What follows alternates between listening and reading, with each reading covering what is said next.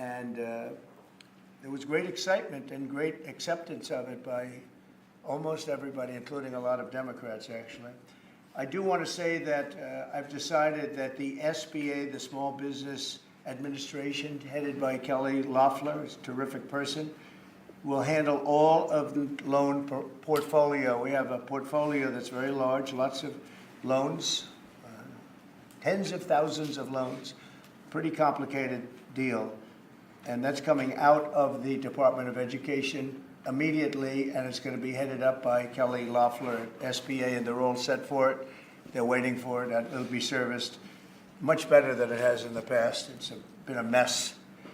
And also, Bobby Kennedy, the Health and Human Services, will be handling special needs and all of the nutrition programs and everything else. Rather complex, but that's going to be headed by and handled by Health and Human Services.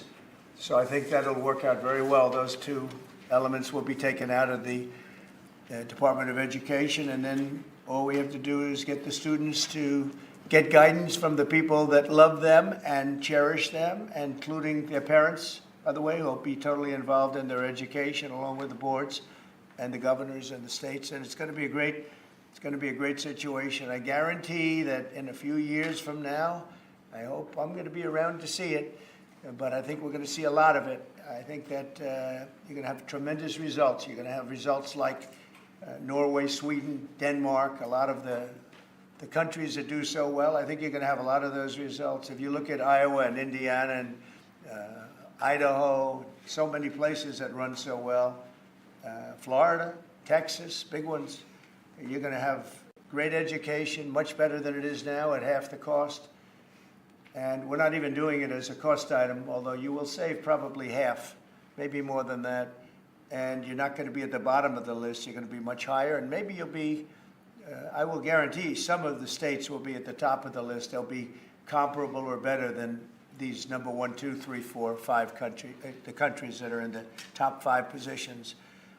So that's, to me, it's very exciting, and it's been received very well. So I just wanted to tell you about the student loans and special needs. But we're here for a reason today that is very exciting, and I'm thrilled to announce that at my direction, the United States Air Force is moving forward with the world's first 6th generation fighter jet. Number 6, 6th generation. Nothing in the world comes even close to it. And it'll be known as the F-47. The generals picked a title, and it's a beautiful number, F-47. It's something the likes of which nobody has seen before in terms of all of the attributes of a fighter jet. There's never been anything even close to it, from speed to maneuverability to what it can have to payload. And this has been in the works for a long period of time. After a rigorous and thorough competition between some of America's top aerospace companies, the Air Force is going to be awarding the contract for the next generation air dominance platform to Boeing.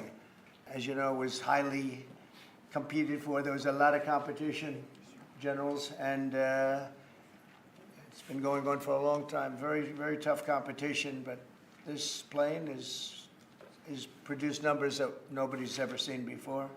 The F-47 will be the most advanced, most capable, most lethal aircraft ever built. An experimental version of the plane has secretly been flying for almost 5 years, and we're confident that it massively overpowers the capabilities of any other nation. There's no other nation. We know every other plane. I've seen every one of them, and it's not even close. This is a next level. You know, level 5 is good. This is level 6, they say. The F-47 is equipped with state-of-the-art stealth technology. It's virtually unseeable and unprecedented power. It's got the most power of any jet of its kind ever made. Maneuverability, likewise, is there's never been anything like it, despite the power and speed. Its speed is top. It's over 2, which is something that you don't hear very often. America's enemies will never see it coming. Hopefully we won't have to use it for that purpose, but you have to have it. And if it ever happens, they won't know what the hell hit them. A new fleet of these magnificent planes will be built in the air during my administration over the next couple of years. It's ready to go. They've already built much of what has to be built in terms of production, including the sheds. We'll ensure that the USA continues to dominate the skies. We've given an order for a lot. We can't tell you the price because it would give way to some of the technology and some of the size of the plane, good-sized plane. This contract also represents a historic investment in our defense industrial base, helping to keep America at the cutting edge of aerospace and technology.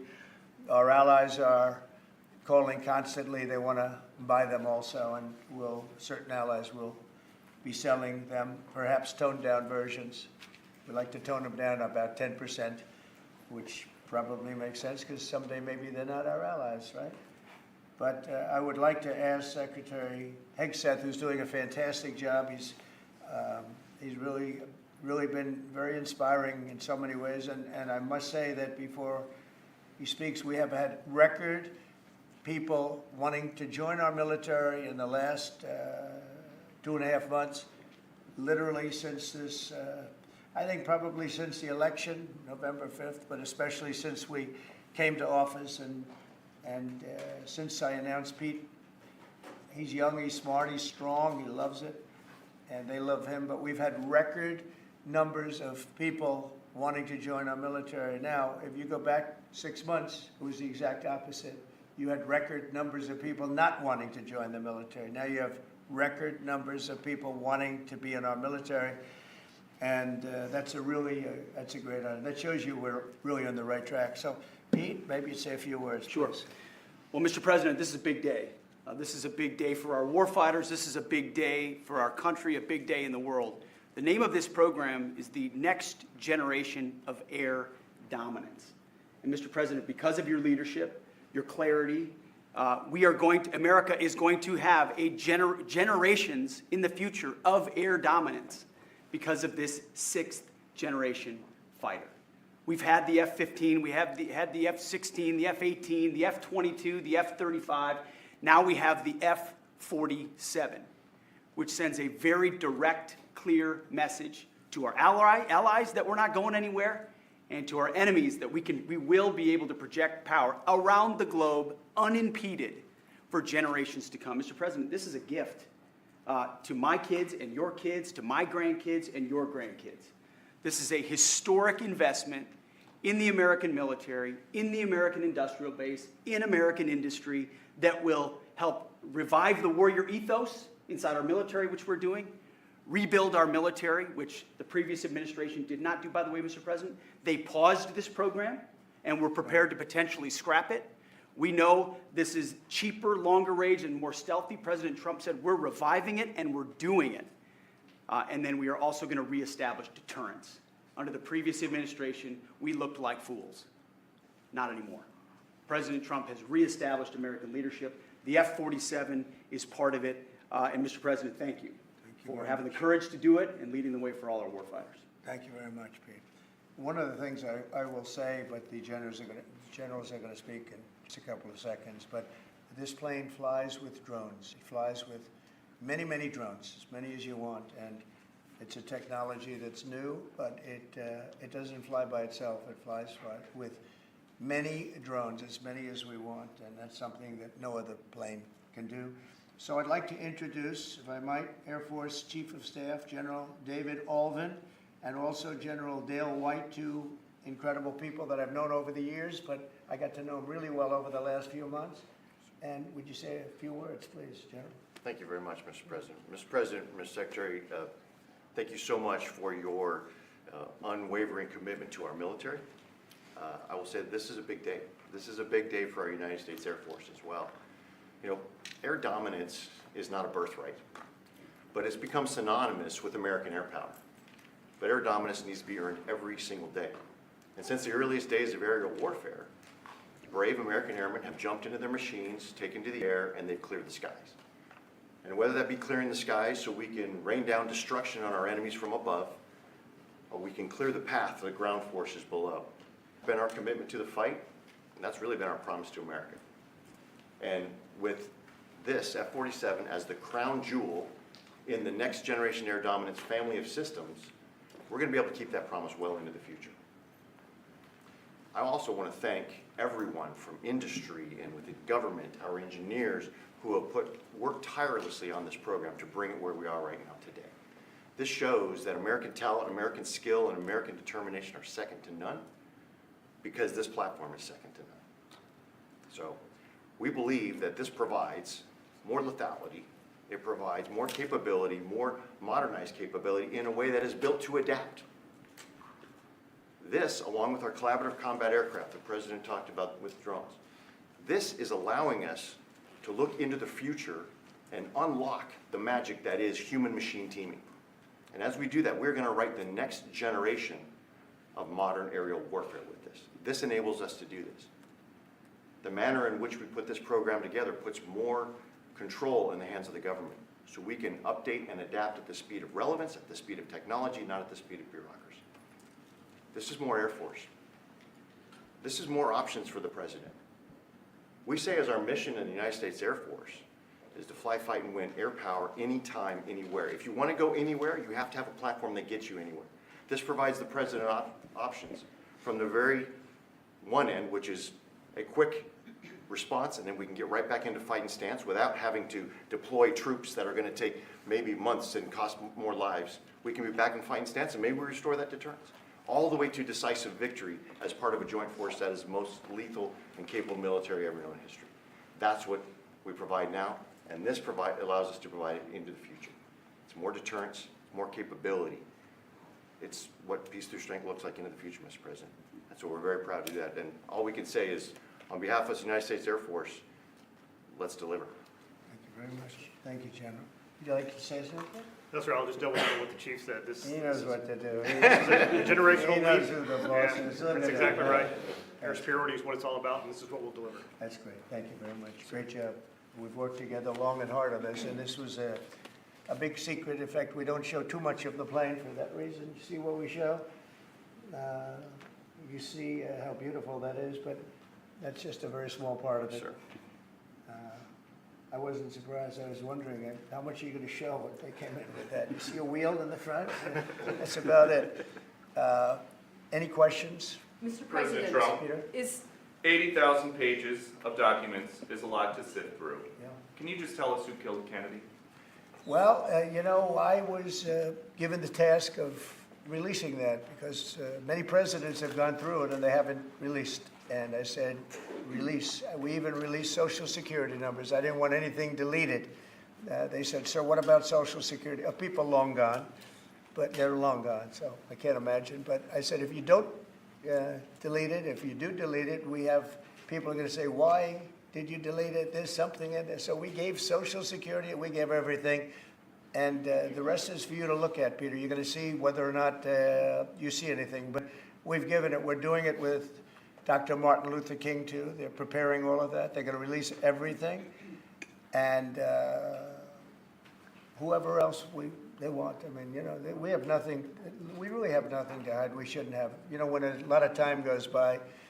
But with the Kennedy files, in particular, they were going crazy on them. I don't think there's anything that's earth-shattering, but you'll have to make that determination. In those, it's 80,000. It's actually 88,000, and we have some additional things, as you know, come out today. And for that, you can go to the offices and you can see whatever you want to see. Everything is out there, totally open. The additional stuff is available later on today. You go over to the offices and you can have it immediately, and you'll make a determination. And on something else, these Tren de Aragua guys, because of your executive order, they are designated as foreign terrorists. Yeah.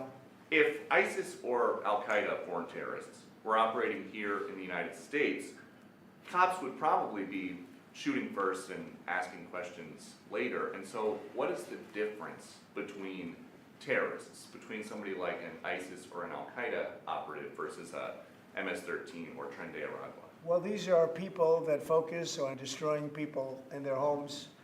They're not as international in that sense. They're a group of thugs. They come from Venezuela. They come from the prisons of Venezuela. They're very very dangerous people, but they didn't look so dangerous when the guards took care of the situation from El Salvador. And I want to thank the president. He's a friend of mine. He's done a great job. But I just can't imagine that the Democrats are taking this issue where they want to have them back. You know, so now they have men playing in women's sports. They have transgender for everyone. They have open borders. They have all of their crazy policies that are, I think, 95-5, not 90-10, okay? And their new policy is, let's bring Trinidad back into our country. Let's bring the worst. These are the worst gang members there are. They looked amazingly frail, though, by the way they were handled. It's very amazing. You know, they weren't, when they were in Colorado cutting the fingers off a man because he made a phone call to the police, they seemed a lot tougher then than they did when they were having their heads shaved and they were in shackles. They're tough people. They're bad people. We don't want them in our country. We can't let a judge say that he wants him. You know, he didn't run for president. He didn't get much more than 80 million votes. And we just can't let that happen. It'd be so bad for our country. I won on the basis of getting criminals out of our country that were let in. It was called unforced error. They were let in by Biden, incompetently let in, and let in by the millions, actually. 21 million people. I believe it's 21 million. And that's not even including the gotaways, but these are rough people. We want them out of our country. And I won the election based at least partly on that, and that's a big part, yeah? Mr. President, there's something several families. I don't know if you saw this. Tim Walz is now saying about Trump supporters, and forgive me, I'm just reading a quote from Tim Walz, I think I could kick most of their ass. Oh, boy, he'd be in trouble. Is there any way to know? Well, he's a loser, you know, I mean, the guy's a loser. He lost an election. He played a part. You know, usually a vice president doesn't play a part, they say. I think Tim played a part. I think he was so bad that he hurt her. But she hurt herself, and Joe hurt them both. They didn't have a great group, but I would probably put him at the bottom of the group. Have you heard that Biden wants to get back involved for Democratic politicians, fundraising and campaigning against your policies? What do I you think hope of so. that? I hope so. Mr. President, there are several families. Mr. President, there are families Who from some of the Who are you people. with? I'm with La Nación newspaper from Argentina. There are families from some of the people that were on those flights to El Salvador that claim that they're not criminals, they're not members of Trinidad, of MS-13. What can you tell them, and what guarantees can you give them that everyone in those planes were actual criminals, terrorists, as you said? Well, I was told that they went through a very strong vetting process, and that that will also be continuing in El Salvador. And if there's anything like that, we would certainly want to find out. But these were a bad group. This was a bad group, and they were in bad areas, and they were with a lot of other people that were absolutely killers, murderers, and people that were really bad with the worst records you've ever seen. And but we'll continue that process, absolutely. We don't want to make that kind of a mistake. Is the U.S. planning to give up the position of NATO's Supreme Allied Commander, and if so, why? NATO is something that I saved. NATO was gone until I came along. In fact, the previous Secretary General, very good man, both of them are good. The current man is fantastic. But both of them have said, if it wasn't for Trump, you wouldn't even have a NATO, because we were paying the cost of almost all of the countries. And now they're paying. I said, we're not going to do this. We're not going to continue. You hurt us on trade. You do bad things on trade. And then on top of it, we're supposed to pay for your military.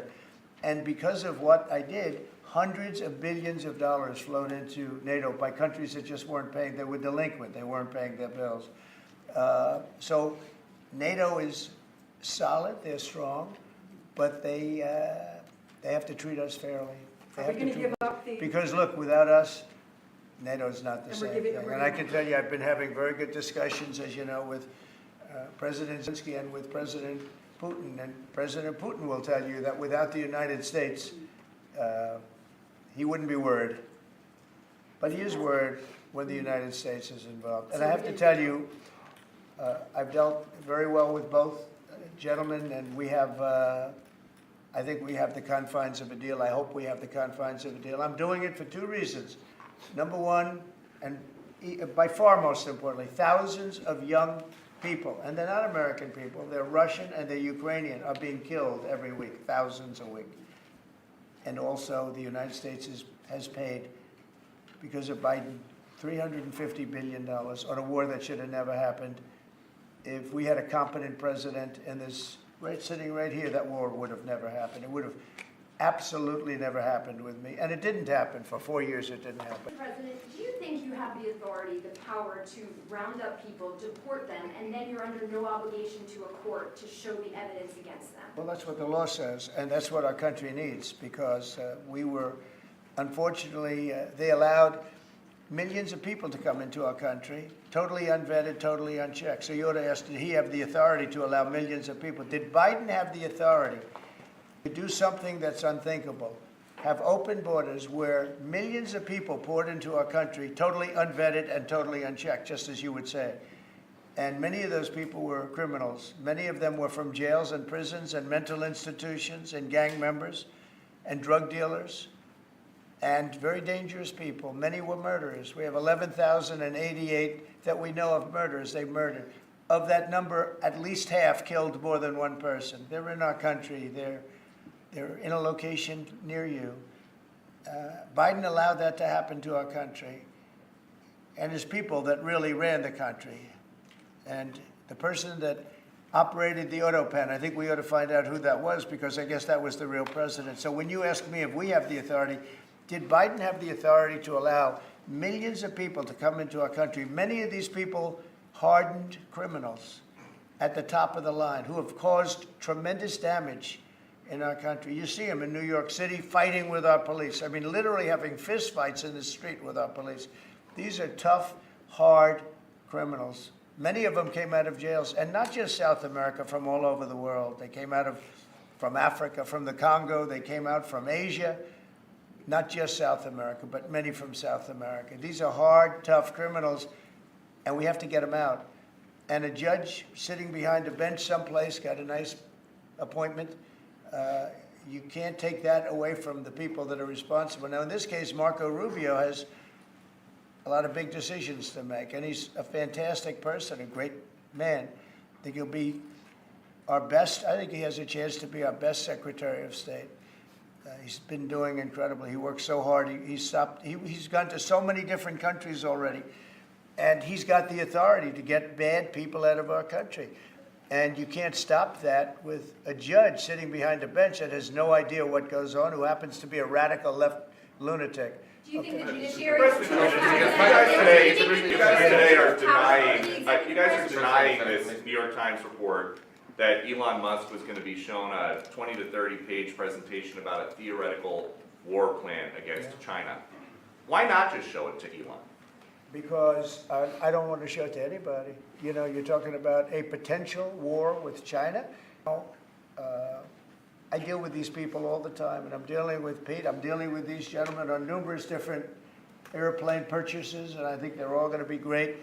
But I don't want other people anybody seeing potential war with China.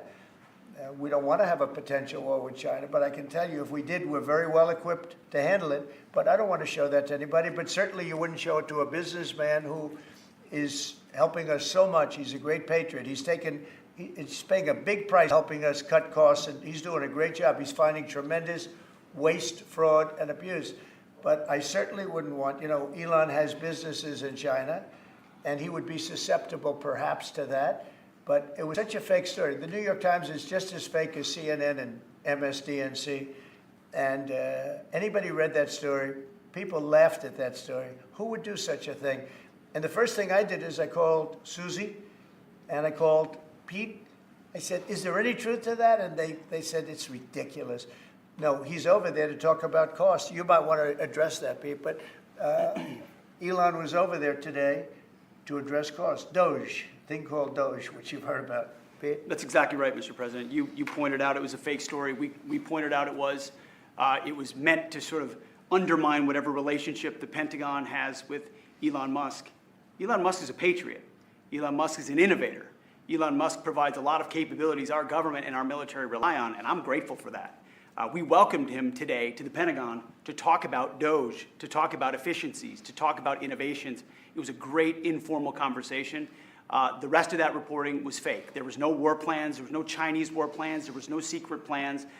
That's not what we were doing at the Pentagon. I might add that I think Elon, if they ever wanted to do that, I think Elon wouldn't do it. I think he wouldn't do it. He wouldn't want to put himself in that position. But if you read what's out of the New York Times, it's such a dishonest newspaper. It's such garbage. It's, it used to be called all the news that's fit to print. Well, it's all the news that's not fit to print. They have fake sources, or they don't have sources. I think they make most of it up.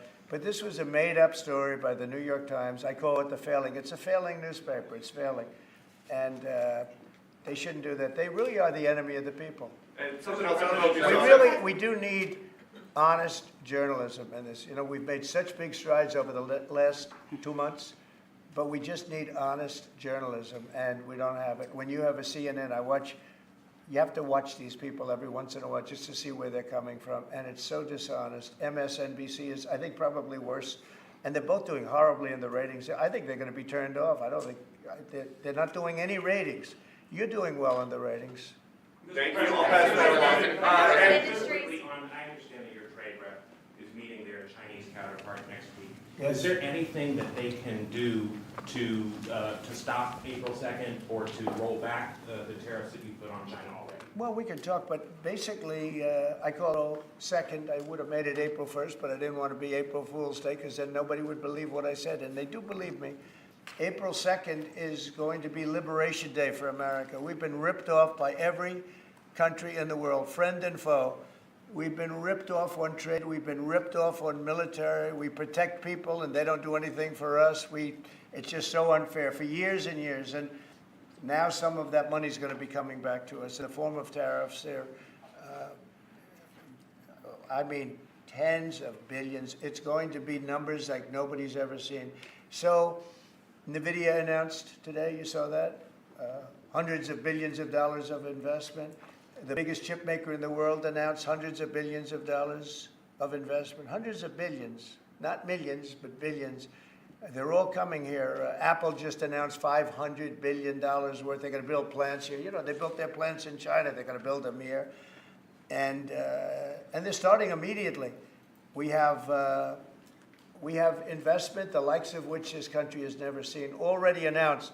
And they all want to have news conferences. I don't have enough time to have that many news conferences, but I would say so far at least $4 trillion. $4 trillion is coming in.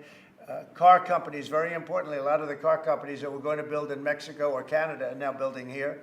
Because I don't want cars from Canada. I don't want cars from Mexico. They want to do it, it's fine. But I want the car companies to build here, not... they were building in Mexico 3 plants, big plants, really big plants, and they were going to sell the cars right across the border. We wouldn't have the jobs, we wouldn't have the profits, we wouldn't get the taxes, we get nothing. All we get is unemployment and empty factories. Those days are over. So now those 3 places are going to build here, but many more than that. We have a big one. Honda is building, just announced a really big plant in Indiana, great state, smart place to build. And we have many car companies coming here. The steel mills are going to be booming, And many other things, many other things come with that.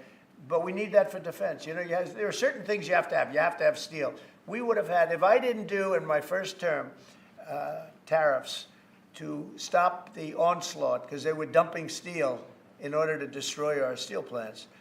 If I didn't do 50% and even 100% in certain cases tariffs on steel, you wouldn't have a steel plant in the United States. And Biden was unable to get rid of those tariffs because they threw off so much money that his numbers, which didn't work anyway, because his numbers were terrible, what he did, the way he spent money was so horrible, and what he allowed to happen to energy. That's the other thing. Energy is going to be like it's never been before. Mr. Vice President is here. Do you have anything to say while you're here? He's a very good Vice President. I'm just here to watch the show, sir. Okay. I think airplanes are pretty cool, so I want to go check this out. It is. Mr. President, President, we operate to take off the trade war at this point, though. Well, I'll be speaking to President Xi. I have a great relationship with him. We're going to have a very good relationship. But we have a $1 trillion deficit because of Biden with President Xi. More than that. I mean, I've heard $1.2 trillion. We have a deficit. And I've explained that to President Xi. We also have a problem where he's allowing fentanyl to be sent into Mexico and then cross the border and, killing I think the number is much higher than the 125, 115 that I think it's closer to 300,000 people a year. And so that's a problem. But they have a tremendous surplus against the United States, so we don't want that. Mr. President, why do you control Ukraine's power A plant? number of Mr. President? ministries have come to you asking for exemptions on tariffs. Is that something that is under consideration by you? Well, people are coming to me and talking about tariffs, and a lot of people are asking me if they could have exceptions.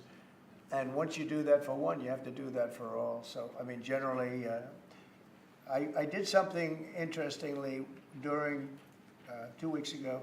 I gave the American car companies a break because it would have been unfair if I didn't. And everybody said, oh, he changed his mind on tariffs. I didn't change my mind. I helped our, sort of big three, big four. I helped some of the American companies.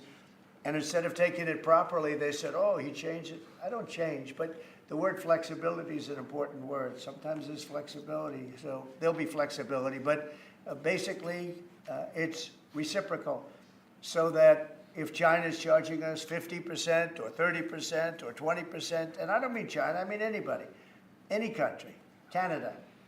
Nobody knows that Canada is charging our dairy farmers. They have 270% tariffs. Nobody knows that. Nobody knows that. They have up to 400%. They have a couple of tariffs at 400%. Nobody knows that. Nobody talks about that. And remember, with Canada, we don't need their cars. We don't need their lumber. We don't need their energy. We don't need anything from Canada. And yet it costs us $200 billion a year in subsidy to keep Canada afloat. So when I say they should be a state, I mean that. I really mean that. Because we can't be expected to carry a country that is right next to us on our border.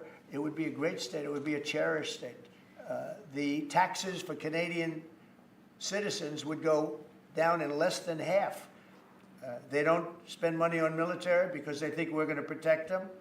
There are many things that they do, like icebreakers. They want us to provide icebreakers for them. Oh, that's wonderful.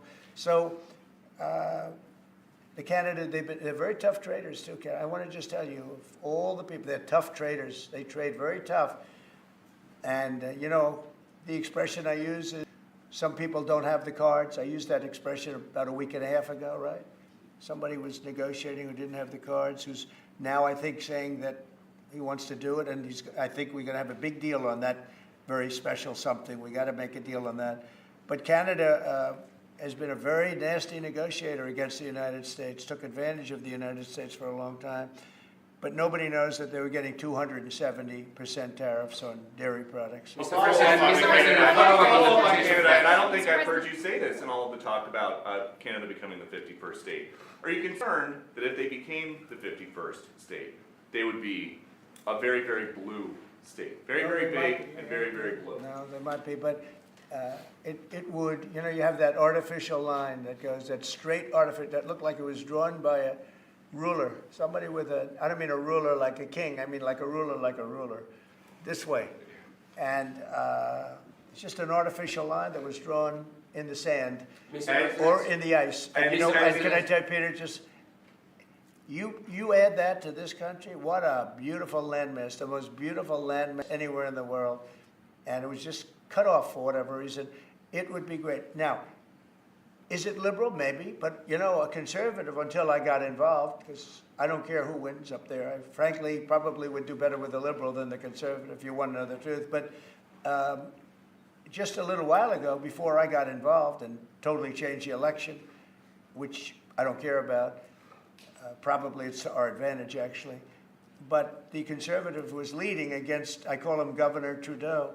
The conservative was leading by 35 points. So, so I don't know about that. I think Canada is a place like a lot of other places. If you have a good candidate, the candidate's going to win. And I don't know if you've seen this, but the two astronauts that you just helped save from space, they didn't get any overtime pay for all that extra time. They got $5 a day per diem. Oh. For 286 days, that is $1,430 in extra pay. Is there anything the administration can do to get them, to make them whole? Well, nobody's ever mentioned this to me. If I have to, I'll pay it out of my own pocket, okay? I'll get it for them. Mr. President, one follow-up on the I'll take care of that. I like that. I think that's, Mr. President, I'll pay it right out of my, is that all? That's not a lot for what they had to go through. And I want to thank Elon Musk, by the way, because think if we don't have him. You know, there's only so long, even though they're in the capsule up there, that the body starts to deteriorate after 9 or 10 months and gets really bad after 14, 15 months with the bones and the blood and all of the things that you've been reporting on very well. And if we don't have Elon, they could be up there a long time. Who else is going to get him? And I just want to thank him. He's going through a lot, what they're doing to him. And these people are going to be caught, and they're going to be caught, and they're going to be prosecuted.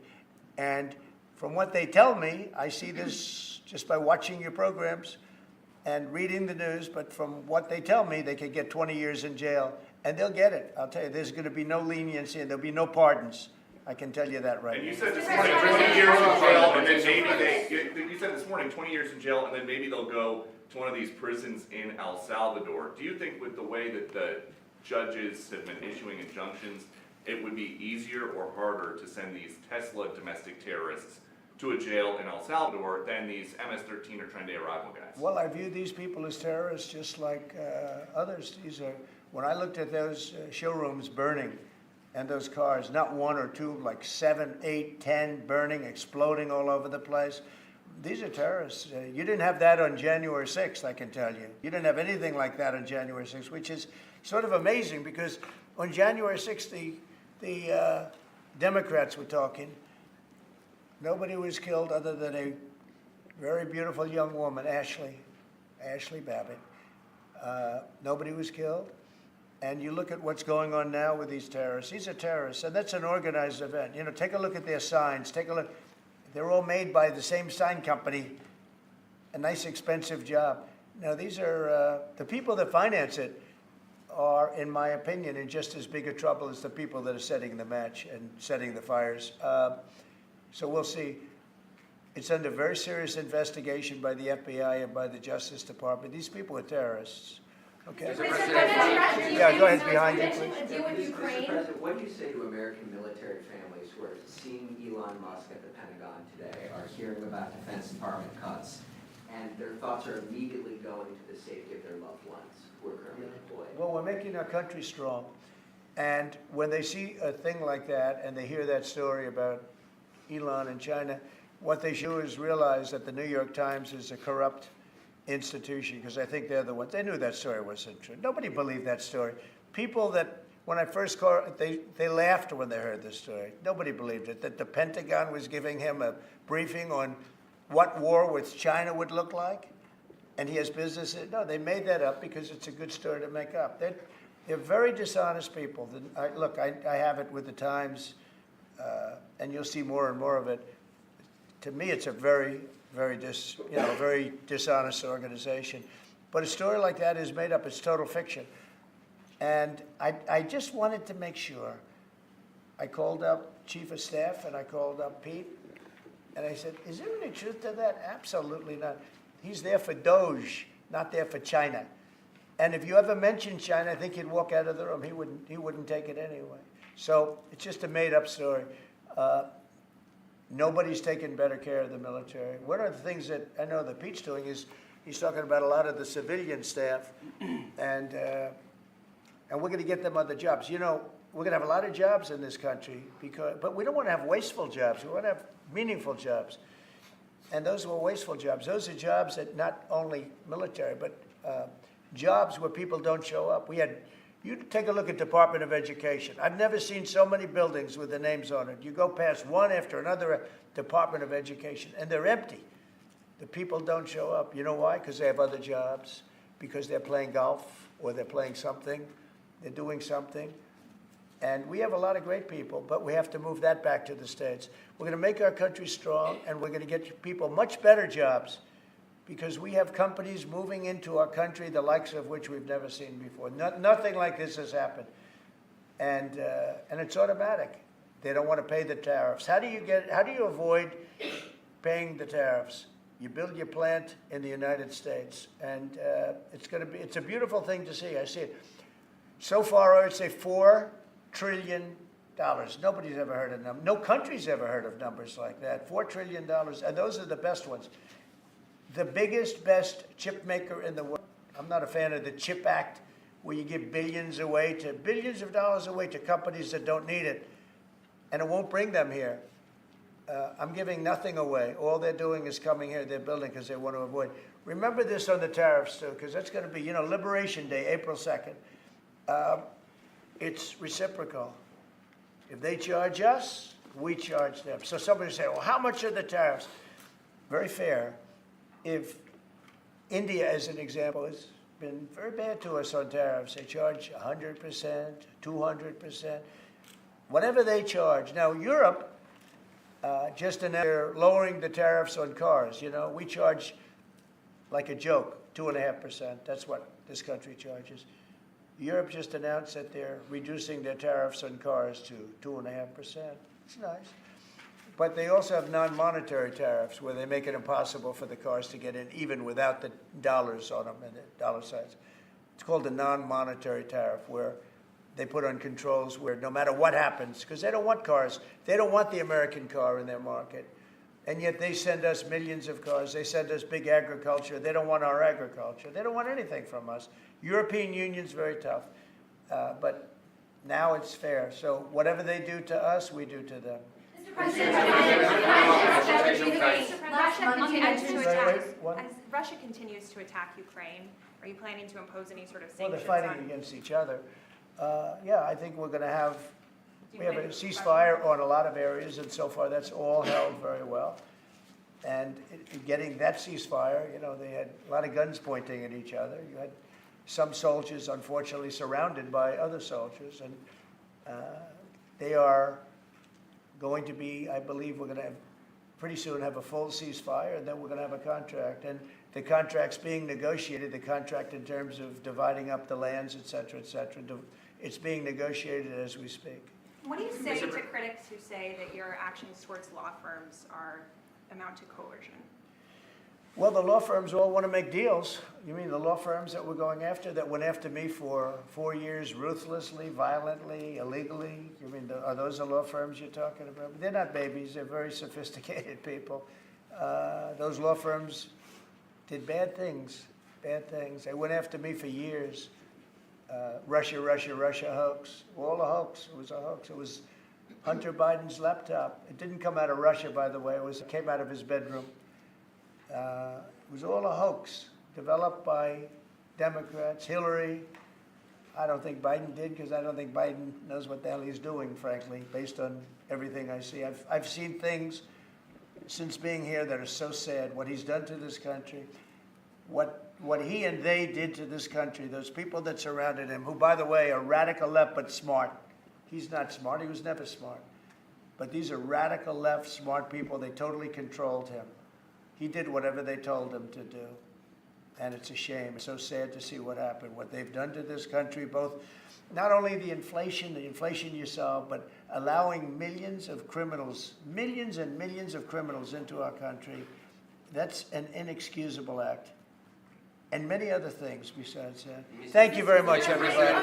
Thank you. Thank you. Thank you, everybody. Thank you very much. Thank you, guys.